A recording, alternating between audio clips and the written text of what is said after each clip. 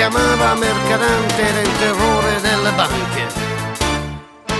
Mi trovavo in via Pitrè circa all'1:33 quando un tratto all'improvviso una voce chiama a me. Ma cuè, ma cuè. Mi attrovavo lì per caso e non sapevo, guarda caso, che il mio viso sconosciuto fosse poi riconosciuto. Si trovava lì una banca e la mia vita era un po' stanca. Non potevo più campare di minestre e di cambiale. Se io fossi un gran ministro passerei per un cattivo acquisto. Se avessi assai pretese passerei per un inglese.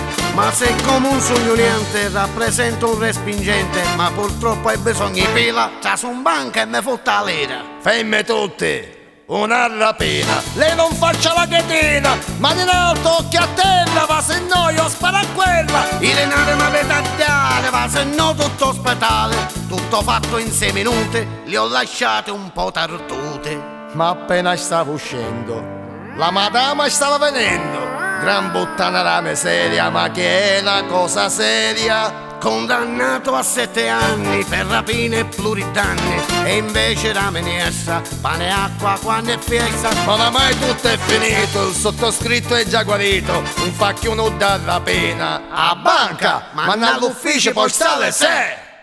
Femme tutti una rapina, lei non faccia la chetina, mani in alto e occhi a terra, ma se no io sparo a quella. I denari mi avete a dare,